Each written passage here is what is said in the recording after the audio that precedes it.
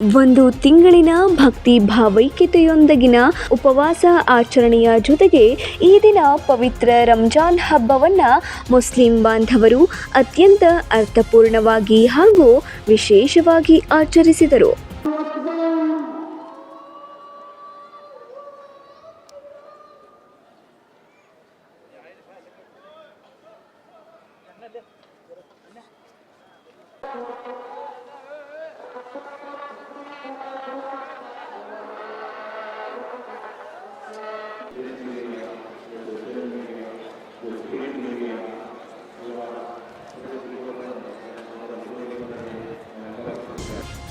ಹೌದು, ನಮ್ಮ ಗಂಡು ಮೆಟ್ಟಿದ ನಾಡು, ಭಾವೈಕ್ಯತೆಯ ತವರೂರು. ಇಲ್ಲಿ ಪ್ರತಿ ಧಾರ್ಮಿಕ ಹಬ್ಬವನ್ನು ಒಟ್ಟಿಗೆ ಒಂದುಗೂಡಿ ಆಚರಿಸುವ ಸಂಸ್ಕೃತಿಯನ್ನು ಹೊಂದಿದೆ. ಅದರಂತೆಯೇ ಇಂದು ರಂಜಾನ್ ಹಬ್ಬದ ಸಾಮೂಹಿಕ ಪ್ರಾರ್ಥನೆಯನ್ನು ಮುಸ್ಲಿಂ ಬಾಂಧವರು ನಗರದ ಕೇಂದ್ರ ಬಿಂದುವಾದ ಚೆನ್ನಮ್ಮ ಸರ್ಕಲ್ನಲ್ಲಿ ಈದ್ಗಾ ಮೈದಾನದಲ್ಲಿ ಸಲ್ಲಿಸಿದರು. ಮತ್ತು ಹುಬ್ಬಳ್ಳಿ ಧಾರವಾಡ ನಗರ ಕಮಿಷನರೇಟ್ನ ಅವಳಿ ನಗರಗಳಲ್ಲೊಂದಾದ ಧಾರವಾಡ ನಗರಕ್ಕೆ, ಈ ಎರಡೂ ಅವಳಿ ನಗರಕ್ಕೆ ತನ್ನದೇ ಆದಂಥ ಒಂದು ಇತಿಹಾಸ ಇದೆ, ಚರಿತ್ರೆ ಇದೆ.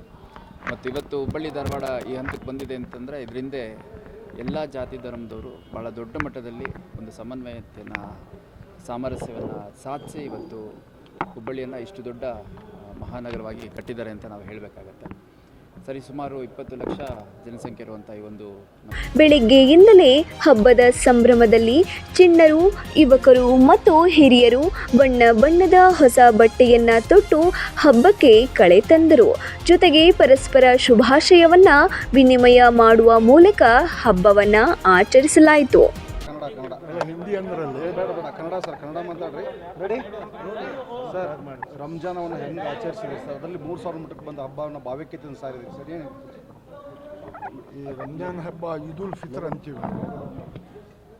ಇವತ್ತಿನ ದಿವಸ ನಮ್ಮ ದೇಶದಲ್ಲಿ, ವಿಶೇಷವಾಗಿ ನಮ್ಮ ಮಹಾನಗರದಲ್ಲಿ, ಕರ್ನಾಟಕದಲ್ಲಿ ಭಾಳ ಉತ್ಸಾಹದಿಂದ, ಹೆಮ್ಮೆಯಿಂದ, ಪ್ರೀತಿಯಿಂದ, ನೆಮ್ಮದಿಯಿಂದ ಈ ಹಬ್ಬವನ್ನು ನಾವು ಆಚರಣೆ ಮಾಡಿದ್ವಿ. ಇಲ್ಲೇ ನಾವು 3000 ಮಟ್ಟಕ್ಕೆ ಬರುವುದು ಇವತ್ತಲ್ಲ. ತಿಂಗಳು ಪೂರ್ತಿ ಉಪವಾಸ ವ್ರತ ಆಚರಣೆಯ ನಂತರ ಮುಸ್ಲಿಂ ಬಾಂಧವರು ಇಂದು ಹಬ್ಬದ ಅಂಗವಾಗಿ ದಾನ ನೀಡುವುದರ ಮೂಲಕ ಆಚರಣೆಗೆ ಹೆಚ್ಚಿನ ಅರ್ಥ ನೀಡಲಾಯಿತು. ಇದರೊಂದಿಗೆ ಮನೆಗಳಲ್ಲಿ ವಿವಿಧ ಬಗೆಯ ಖಾದ್ಯಗಳನ್ನು ತಯಾರಿಸಿ ಸ್ನೇಹಿತರು, ಸಂಬಂಧಿಗಳ ಒಡಗೂಡಿ ಸಹಭೋಜನ ಸವಿದರು. 9 ಲೈವ್ ನ್ಯೂಸ್, ಹುಬ್ಬಳ್ಳಿ.